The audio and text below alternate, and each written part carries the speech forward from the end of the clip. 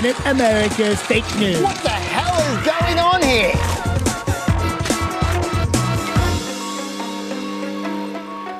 Hello there, welcome to Planet America. I'm John Barron. And I'm Chaz Licciardello. This week our very special guest, Hillary Clinton's campaign chairman, John Podesta, on the Russian hacking, the Mueller investigation and the candidates lining up to take on Donald Trump in 2020. They do want someone who they judge can get Donald Trump out of the Oval Office. Also this week, I'll take a look at what it's like to be Muslim in America. And in the history department, the day JFK finally acted on civil rights and why he was able to do more in death than in life. And this nation will not be fully free until all its citizens are free. Plus, is there a solution for illegal immigration that Trump hasn't tried? Yes, build a wall. Not that. Build a wall? Not that How either. about building a wall? Here's a wall, and here's the latest from the campaign trail. This incredibly long and expensive election campaign leading to the statistically likely re-election of President Trump 2020. Former Texas Congressman Beto ORourke's campaign for president got underway last weekend with a swing through first-in-the-nation caucus state of Iowa. First stop, the town of Keokuk. Thank you all for being with us and welcoming me to your community. Keokuk is the first stop in our campaign to be president of the United States. And Beto got big, enthusiastic crowds pretty much everywhere he went. Then he hit the road in a rented Dodge minivan to Wisconsin, Michigan, Ohio and Pennsylvania. A roll call of the Midwestern and Rust Belt states that Donald Trump won in 2016. Then it was on to New Hampshire, which hosts the first-in-the-nation primary next February. And along the way, he was taking questions on social media and streaming the video. Somebody's asking about your healthcare policy. So I start with the goal that we're all trying to get to, which is guaranteed, high-quality, universal health care. But it didn't all go smoothly. Beto was criticised for his announcement video where his wife Amy sat there without speaking for almost 4 rather awkward minutes.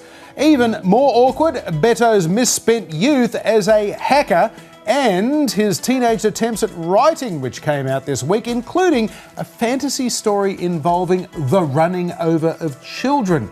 But possibly worst of all, this attempt at poetry as helpfully read by Tucker Carlson and Fox News. I need a butt shine. Right now you are holy, O sacred cow. I thirst for you. Provide milk. Buff my balls, love the cow. Good fortune for those that do. Love me, breathe my feet. The cow has risen. Sacred cow. Not exactly Lincoln-esque. The poetry, though, has not dampened support for Beto ORourke. His campaign raked in $6.1 million in online donations in just the first 24 hours after he announced. That puts him ahead of Bernie's first day haul and more than triple that of Kamala Harris. Interestingly, though, Beto received that money from 128,000 individual donors. Sounds like a lot, but Bernie's money came from 220,000 individual donors. Okay, look, it's certainly been Beto week, John. It kicked off with the White House trying unsuccessfully to make something out of his nickname. Beto ORourke is now in the game for the Democratic primary. What's the president think about that? Well, first of all, you pronounced it wrong. It's Robert Francis. Meh. 2 out of 10. Mild burn. But before long, there were plenty of things to mock him about.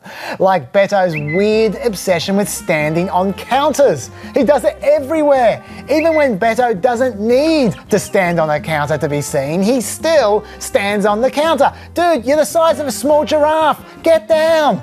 Even when he wants to talk at eye level, rather than just getting off the counter, he squats on the counter. So that was strange. And unsanitary. Yes, look. And then you got the relics from his weird past coming out. You mentioned a few of them there, John, but this one was notable. Beto apparently once collected an especially verdant turd from one of his kids' diapers and put it in a bowl, telling his wife it was an avocado. Definitely unsanitary. This is my favourite bit here, though.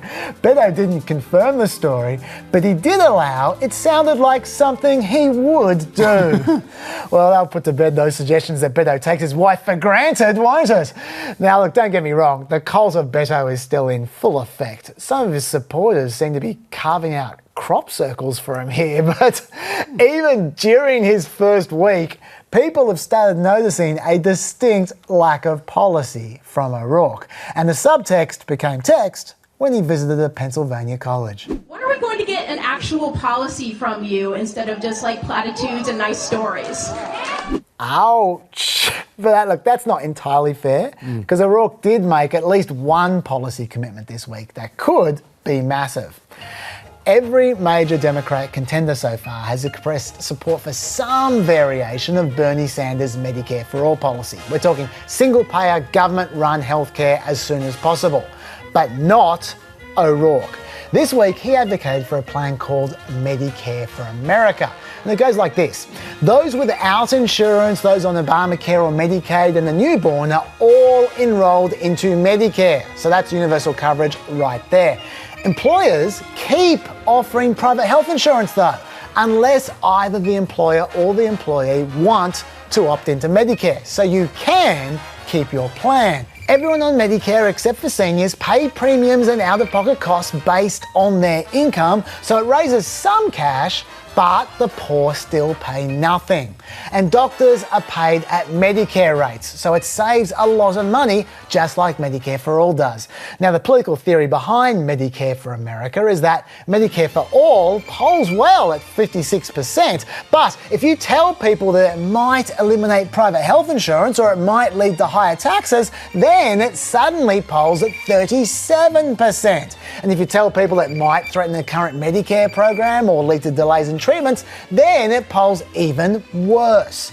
And it's possible that Medicare for All will do none of those things, but Medicare for America is specifically designed to be far less likely to do those things, which might be why when you describe Medicare for All to people, it receives 56% approval. When you describe Medicare for America to people, it receives 73% approval. In the long run, these two plans aren't actually all that different. But this is the first juicy policy fight of the campaign, and it might be a biggie. Key difference, the word America in the title, I think. Senator Elizabeth Warren of Massachusetts headed south of the Mason-Dixon line to Jackson, Mississippi this week for a televised town hall event. Senator Warren covered a wide range of policy areas, including income inequality, Medicare for all, possible reparations for the descendants of slaves, and she's also asked about expanding voting rights, particularly to ex-felons, and that led her to call for the abolition of the Electoral College. We can have national voting, and that means get rid of the Electoral College and everybody. Or, as Trish Regan on Fox Business put it, the 2020 Dems are completely, totally, utterly out of control. Or, as President Trump put it, the brilliance of the Electoral College is that you must go to many states to win. Or, as businessman Donald Trump put it on the night Barack Obama was re-elected in 2012, the Electoral College is a disaster for democracy. Well, Democrats like to point out that they have won 4 of the last 5 popular votes for president, but only 2 of the last 5 in the Electoral College, and hence the presidency. Republicans, though, like to point out that's because Democrats run up the score in populous blue states like New York and California, which added a net 5.8 million votes in 2016. Take them away and Trump actually beat Hillary in the popular vote by 3 million. Democrats, though, then add that voters in small Republican states like Wyoming have more than 3 times the impact on the Electoral College than big state voters, getting rid of the whole idea of one vote, one value. It's unconstitutional, and so it goes, Chaz. It does. Another argument that gets made by Republicans is that if you had a popular vote, people would campaign differently, and they'd only target the high population areas, leaving most of the country to be ignored, which is probably true. Then again, don't most places get ignored now? In 2016, 94% of total campaign visits were to 12 swing states, those grey states there. 2/3 of the visits were to 6 states. So I'm not sure that's any better. And we certainly didn't hear much about that argument back in 2000 when George W. Bush thought that he might be about to lose the Electoral College and win the popular vote. At that point in time, his team were planning a campaign about the Electoral College's essential unfairness, including a massive talk radio operation and an ad buy. But whatever, the fact is a constitutional amendment requires 37 states to agree, and that's never going to happen, which is why the Democrats invented the National Popular Vote Interstate Compact. The what's it? Basically, back in 2006, states started forming agreements that if they could get enough states together for a majority of the Electoral College, which would be 270 electoral votes, then they would all agree to make the popular vote winner president. There are now 12 states plus DC in the compact, which means they have about 90 Electoral College votes to go. Who knows if they're ever going to get there, John? Or, in fact, if it's even going to be constitutional. Something for Planet America 2032, I suspect. I can't wait for that. A new national poll of Democrats by SSRS for CNN was out this week. It found that former Vice President Joe Biden continues to lead the pack with 28% support, followed by independent Senator Bernard Sanders of Vermont on 20%. Senator Kamala Harris just ahead of Beto ORourke on 12% and 11%, respectively. Then comes Senator Elizabeth Warren on 6%, and then former Secretary of State in 2004 Democratic nominee John Kerry. Why are they polling him? May say something just about simple name recognition in these early polls, of course, but still, compared to the same poll in December last year, Biden and Booker are down, while Harris and Sanders are the biggest winners, also gaining in support in that time, Warren and O'Rourke. Unfortunately for John Kerry, he's just stuck on 4%.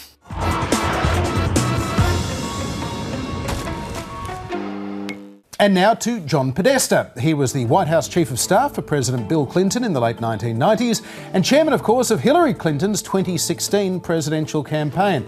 That's when he became the target of a cyber espionage attack by Russian agents, and his stolen emails were published via WikiLeaks and timed to cause maximum embarrassment to the Clinton campaign.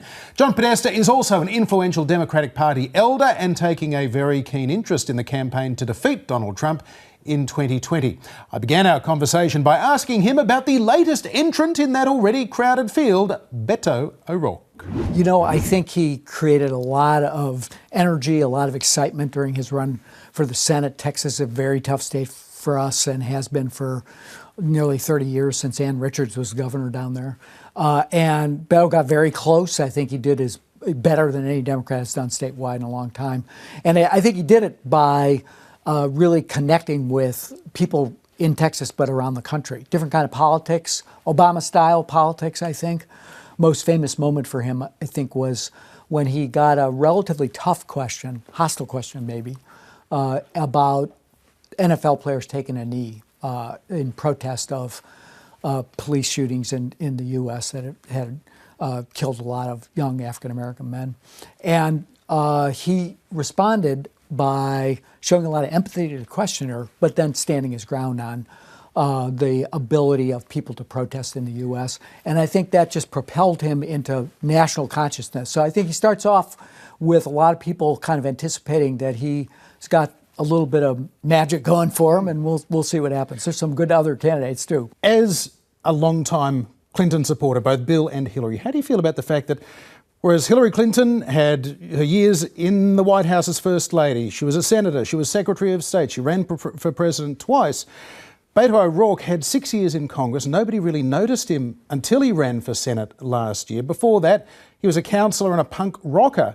I mean, do you put that down to sexism, or is a lack of experience actually now an advantage? People gravitate towards personality, and they gravitate towards the understanding of the condition of the country, I think. And so young candidates on Democratic side tend to do well. Obviously, we've had two successful two-term presidents.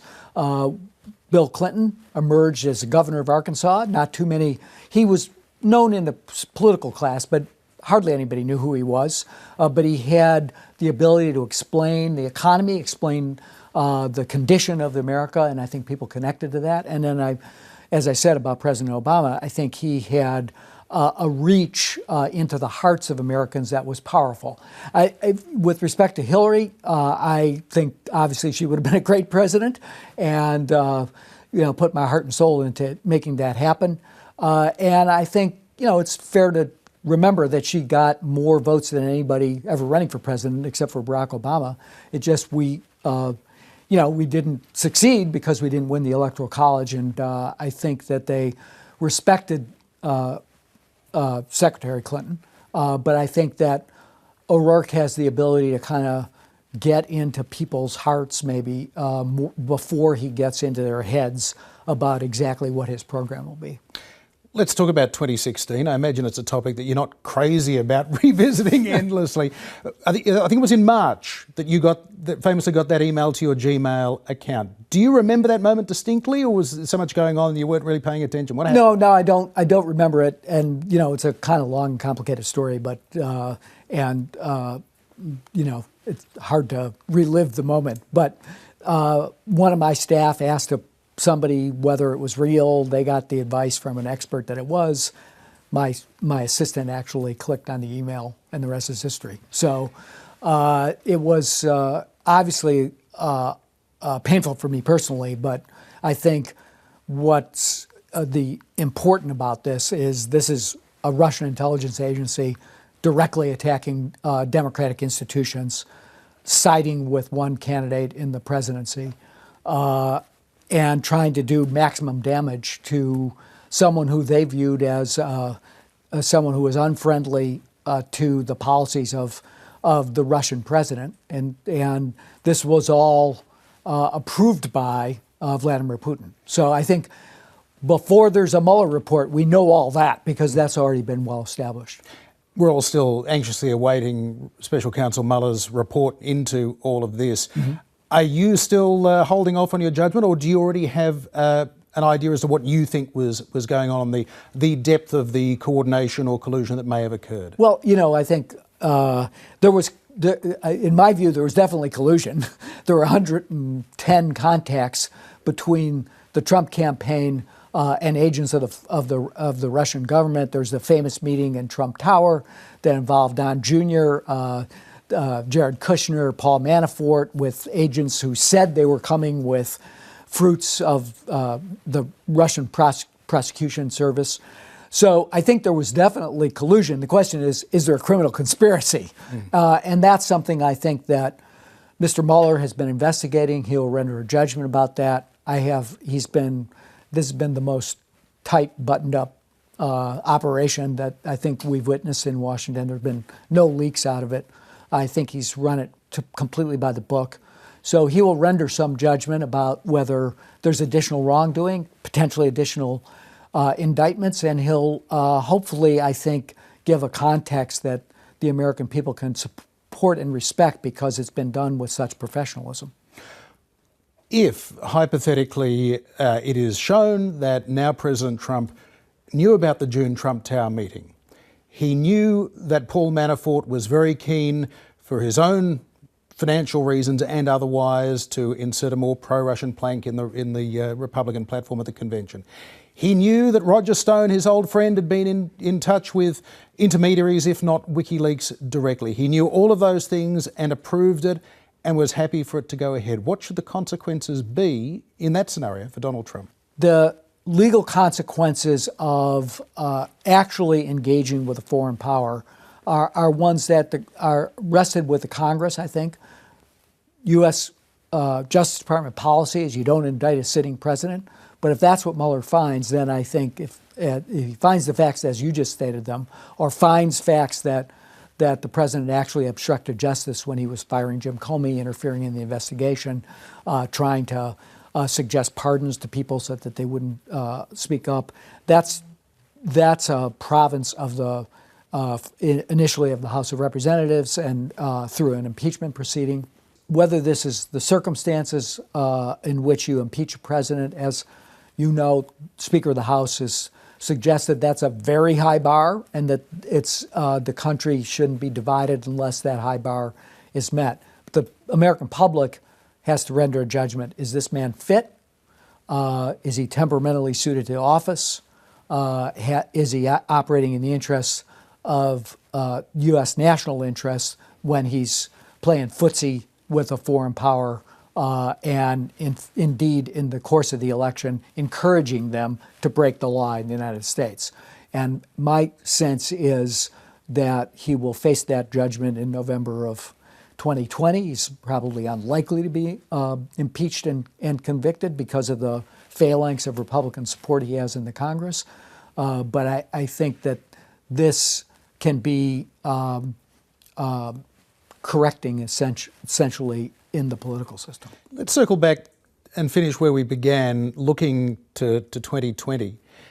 Is there an argument to say that Joe Biden would have many of the same weaknesses against Donald Trump that Hillary Clinton had, and that maybe looking to nominate the oldest ever white guy to be president of the United States is not what the American people are going to want next year? I think what the question people are going to ask is who can take the country really into the future?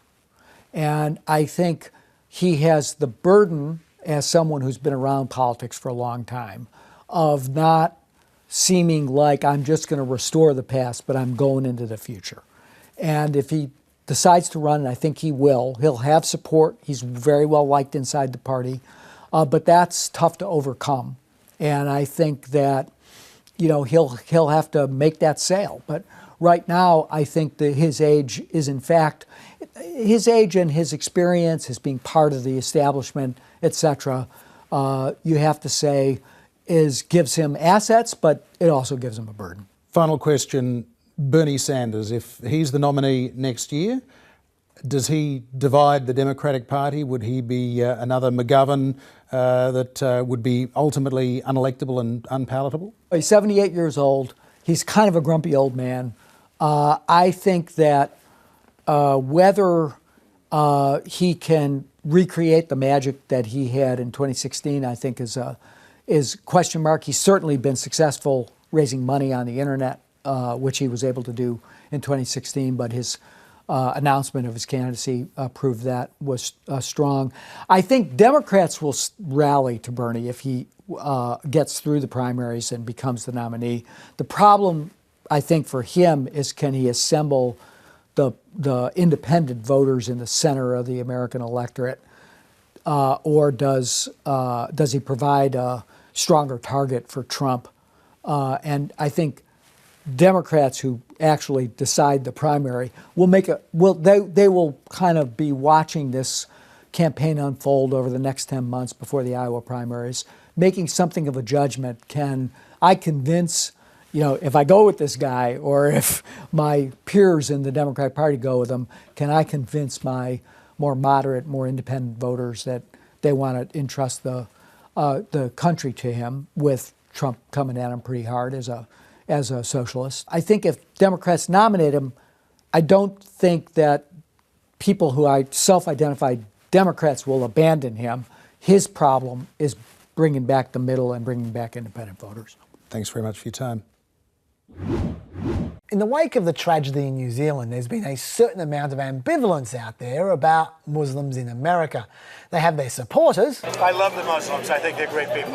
And they have their detractors. Donald J. Trump is calling for a total and complete shutdown of Muslims entering the United States until our country's representatives can figure out what the hell is going on. Well, you heard the man. Let's figure out what the hell is going on.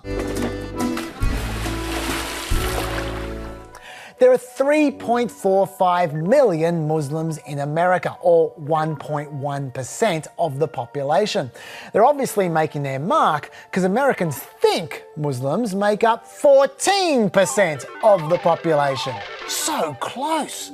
Maybe they've noticed how rapidly the Muslim population is growing. In fact, if it keeps growing at this rate, by 2050, Muslims will make up 2% of the population. So white nationalists probably don't need to freak out quite so much. Welcome to the Islamic States of America. From the Hollywood Hills to the Statue of Liberty, radical Islamic culture has transformed everything. As our caliphate continues to prosper, we raise our sons to practice jihad and our daughters under the protection of Sharia law. Now, I'm pretty sure that's not what Muslims are like, so what are they like? Well, it's complicated. You see, there are Muslims who are born overseas and Muslims who are born in America, and the two groups are different. Immigrant Muslims are more likely to be white, or to be Asian than native-borns, whereas American-born Muslims are more likely to be black or Hispanic. But the differences don't end there. 38% of foreign-born Muslim adults have a college degree, almost twice that of American-born Muslim adults, and more than Americans in general. 29% of foreign-born Muslims earn over $100,000 a year. Once again, much more than native-born Muslims and also Americans in general. Foreign-born Muslims are happier as well. They're more satisfied with how the country's going. More of them think American people are friendly to Muslims, and fewer of them say there's a lot of discrimination against Muslims. Although maybe that's all just because more foreign-born Muslims are white and Asian. I don't know. Anyway, that's what separates American Muslims, but they do have a lot in common. You may have seen polls like this from 2013 showcasing just how many overseas Muslims think homosexual behaviour is morally wrong, but not American Muslims. Not only do Muslims' views on accepting homosexuality sit pretty comfortably with the rest of America, but Muslims are noticeably more tolerant of gays than white evangelicals are. Furthermore, 92% of American Muslims say they're proud to be American. And look at this.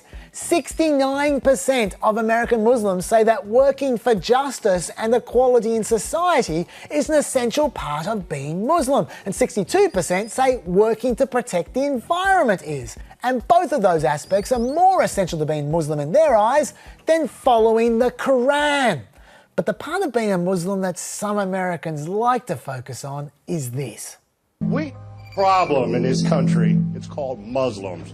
We know our current president is one. But anyway, we have training camps growing where they want to kill us. That's my question. When can we get rid of it? We're going to be looking at a lot of different things. There is no avoiding that. Between 9/11 and 2016, there were 414 Muslim Americans associated with violent extremism. Although on the other hand, 2 out of every 5 Al-Qaeda plots in America since 9/11 were thwarted partly because of the help of Muslim communities. So there is that. But you know who's really worried about Islamic extremism? Muslims are. 66% of American Muslims say they're very concerned about Islamic extremism around the world, compared to 49% of Americans in general. Although the American Muslims aren't quite so worried about extremism in America, because 73% of them say there is little to no support for extremism amongst American Muslims, compared to only 55% of Americans in general who think the same thing. The Muslims might have a point. 76% of Muslim Americans say that targeting and killing civilians can never be justified to further political, social or religious causes. But only 59% of the general public say the same thing. What's more, Muslims who spend more time at their mosques are more likely to not condone violence. 65% of them say that violence is never justified, compared to 45% of similarly devout Jews, 43% of similarly devout Catholics, and 40% of similarly devout Protestants. Thankfully, if Muslims do get a little bit violent, the legal system is there to completely discriminate against them. One study found that prosecutors seek about 4 times longer jail sentences for ideologically motivated violence from Muslims than non-Muslims. And those Muslims received 4 times longer sentences as well. So given all that, why are some people so afraid of American Muslims? Maybe this might have something to do with it. Looking at the 89 US terror attacks between 2011 and 2015, 12% of those attacks were by Muslims, which isn't great, by the way, from 1% of the population. But they received 44% of the media coverage. 5% of the attacks were by foreign-born Muslims, and they received 32% of the media coverage. There are an average of 90 articles for every Muslim terror attack, 192 articles for every foreign-born Muslim terror attack, and 18 articles for every non-Muslim terror attack. Overall, if you control for the target, the fatalities and whether an arrest had been made, Muslim attacks received 449% more media coverage than non-Muslim attacks. And in this case, all publicity is not good publicity. One more thought. A British poll found that 85% of people who personally knew a Muslim did not think that Muslims were secretly trying to impose religious law on the UK. But only 48% of those who didn't know a Muslim thought the same thing. So, if you know Muslims, you're more relaxed about them. Okay. Well, in America, 26 plus 36%, that's 62% of people seldom or never have conversations with Muslims. So does that mean that America needs more Muslims? Just throwing it out there. President John F. Kennedy is often seen as a champion of civil rights, but the reality was rather more complicated than that. In fact, it took a standoff over a segregated school, a late-night murder, and ultimately Kennedy's own assassination to see major reform pass the US Congress. By early 1963, John F. Kennedy had overcome a shaky start to his presidency over the Bay of Pigs invasion and the building of the Berlin Wall. The President of the United States. His handling of the Cuban Missile Crisis in October 1962 helped to build confidence in his leadership.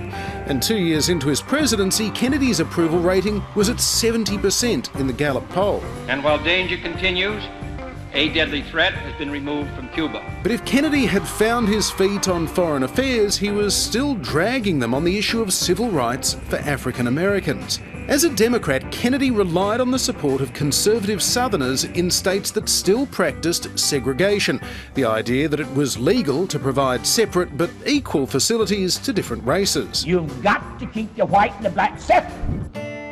In May 1963, a federal district court ruled the segregated University of Alabama must admit 2 black students, Vivian Malone and James Hood.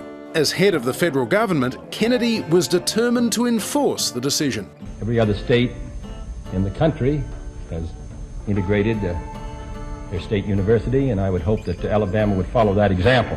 But on enrolment day, June 11th, the pro-segregation Democratic governor, George Wallace, stood in the door of the Foster Auditorium to stop them registering for classes and condemned what he said was the federal government trampling on his state's rights. Do hereby denounce and forbid this illegal and unwarranted action by the central government. The Deputy US Attorney General, Nicholas Katzenbach, was there to oversee the desegregation. I'll ask you once again, will you give me the assurance you will step aside and peacefully do your duty? Wallace stood his ground until the arrival of federalised National Guard troops. We shall continue to work for a better Alabama for all the people of this state, both white and Negro. And with that, Governor Wallace left and Malone and Hood enrolled. Everything's over now. I think we can get down to studying. Meanwhile, back in Washington, President Kennedy had been watching events unfold on television. The White House asked the major TV and radio networks to clear their schedules for an address at 8 o'clock that night. A part of the question is whether all Americans are to be afforded equal rights and equal opportunities. Kennedy told the American people that a century after the Civil War and the end of slavery, African Americans were still not equal and free. They are not yet freed from the bonds of injustice. They are not yet freed from social and economic oppression. And this nation, for all its hopes and all its boasts, will not be fully free until all its citizens are free. Kennedy proposed legislation to remove segregation in all its forms, not just in schools and universities, but everywhere: restaurants, theatres, waiting rooms and hotels. The president was concerned that white supremacism was on the rise. Civil rights protests as well were becoming increasingly violent. Black leaders who preached peaceful activism like Martin Luther King were being challenged by groups like the Black Panthers who did not. After hearing Kennedy's speech, Dr. King telegrammed the White House to say the speech was one of the most eloquent, profound and unequivocal pleas for justice and freedom of all men ever made by any president. Also tuning in to Kennedy's speech that June night, the field secretary of the Jackson, Mississippi branch of the National Association for the Advancement of Coloured People, named Medgar Evers. Just after midnight, Evers stepped out of his car heading for his front door when he was shot in the back by a sniper.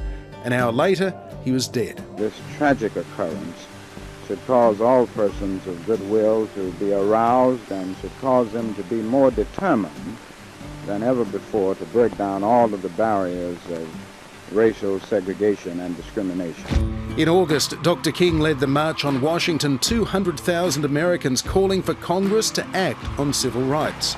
My poor little children will one day live in a nation where they will not be judged by the color of their skin, but by the content of their character. I have a dream today. By September 1963, Kennedy's approval rating had fallen to 56% nationally and to 44% in the South. Within 6 months, Kennedy would also be shot and killed. Within 5 years, Dr. King would meet the same fate. But it was Kennedy's death that helped the new president, Lyndon Johnson, summon the moral force and political support to pass the Civil Rights Act in 1964. It was proposed more than 1 year ago by our late and beloved president, John F. Kennedy. President Johnson won that year's election in a landslide, and in 1965 he went further, passing the Voting Rights Act, outlawing literacy tests and poll taxes designed to stop black people voting. There is no Negro problem. There is no Southern problem.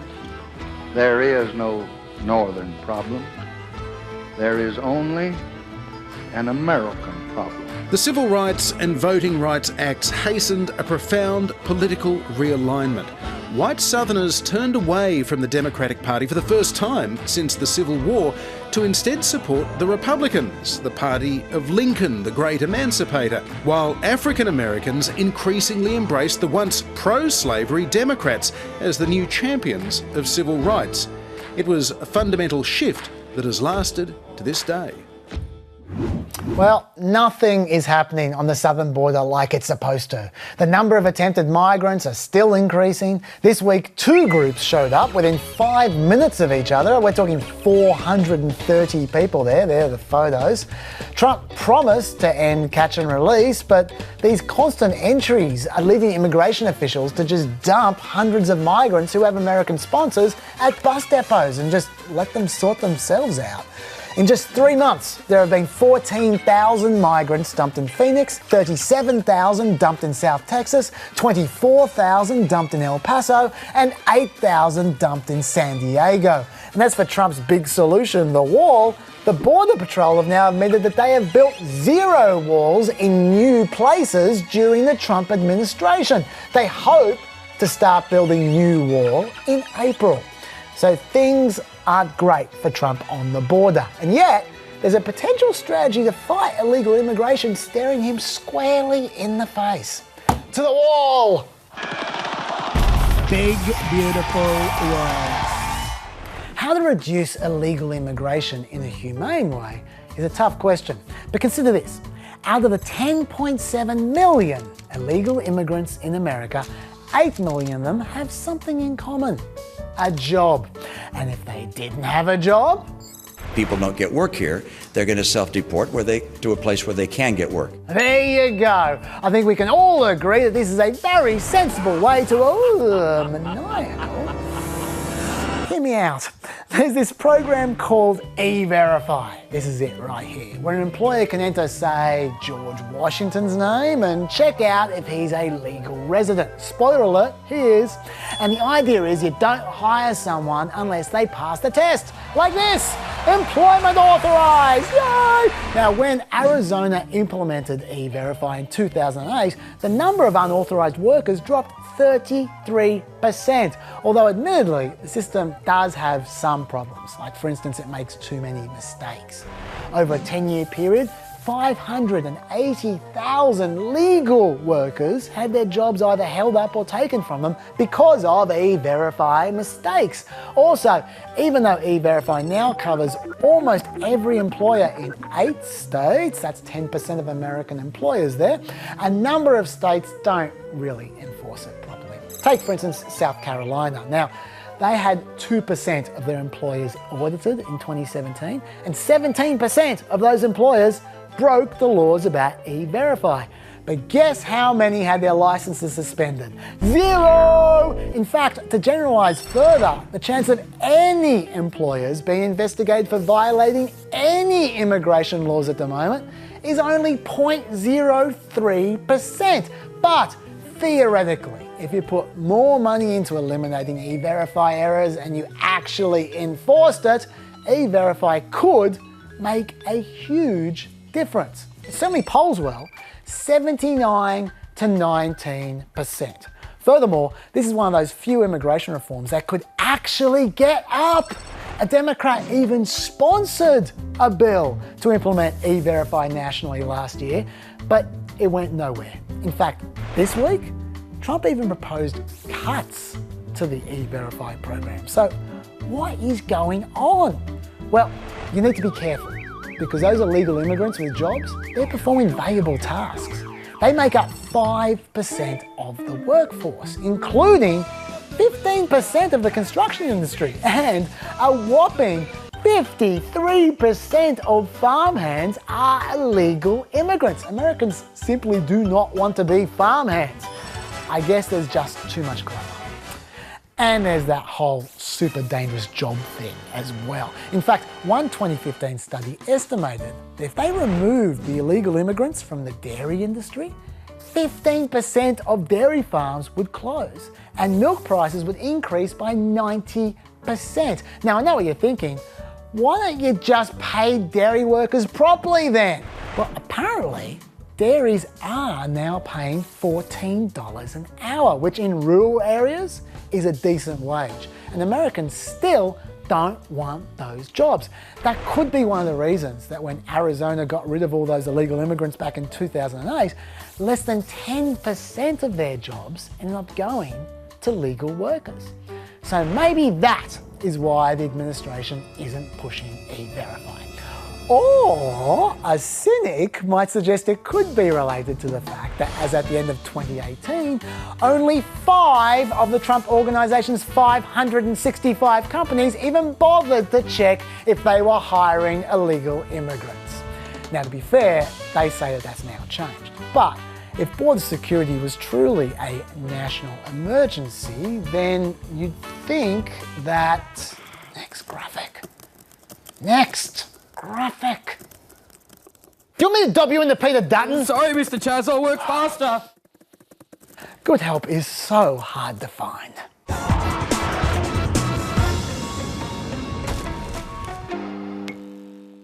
We're right out of time. We'll see you next week. Extras there. See you later. Bye-bye.